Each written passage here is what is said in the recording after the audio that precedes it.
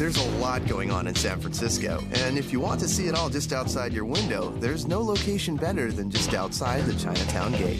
Hi, I'm Erin, and this is my fiance, Sean.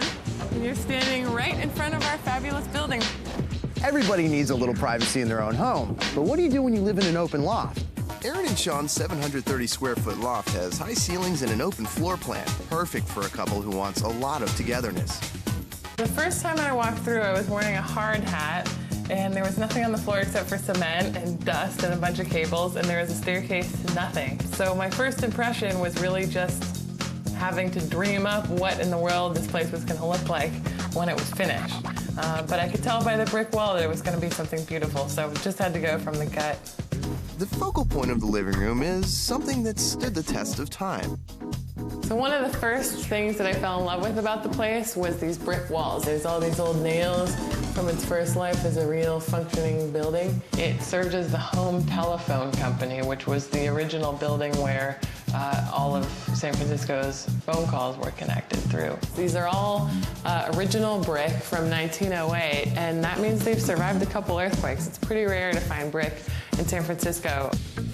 The small but well-equipped kitchen is Sean's domain.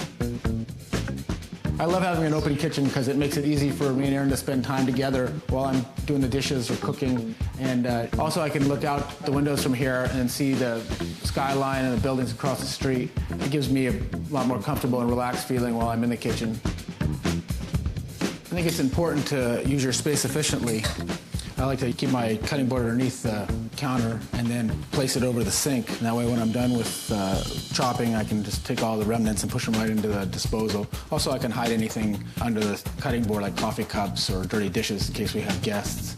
The shelving goes all the way to the ceiling. It allows me to have a lot more space and a lot more storage. It's also nice that both me and Erin are so tall that we can both reach the top shelves without much of a problem.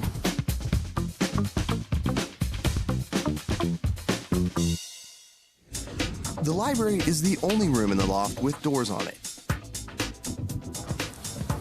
This is my secret library. It's my secret room. I can shut myself off from the whole rest of the world in here.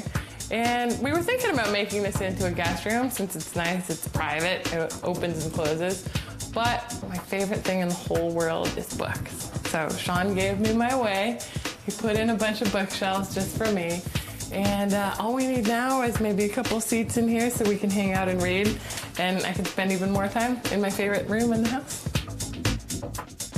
The corner library is a piece of very fancy custom cabinetry, but there's a cheaper alternative. Any corner of a room that you block off with some curtains that way creates a little separate room. If you need a little study nook or a library, it's a perfect way to get one.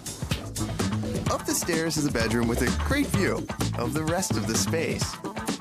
One great thing about this place is how open the space is. So the two levels are really connected. They're open to one another. And it's great. One guy can be downstairs and the other person's upstairs, and we feel connected. The one thing I wish I could change about the place is the closet space. It's great that the place is so open, but the problem is you can't really put a dresser out there because you can see everything. So everything has to go in this very small little closet. And fortunately, I'm tall enough I can put all my shoes up here and still reach them.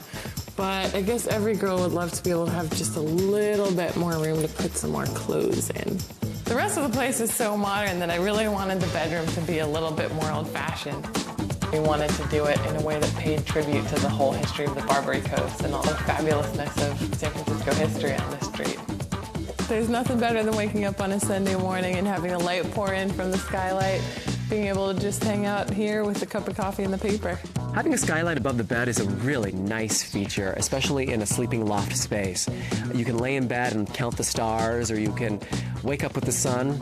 It's just beautiful. One element that you might want to consider is a roller blind, a shade that can actually pull at night so that you're not woken up with the sunrise at maybe 4 in the morning in the summertime.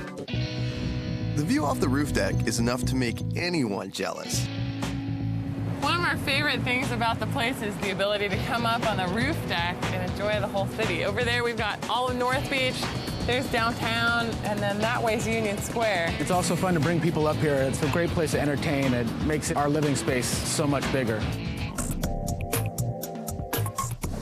One great thing about living in a place that's small is we get to hang out together a lot.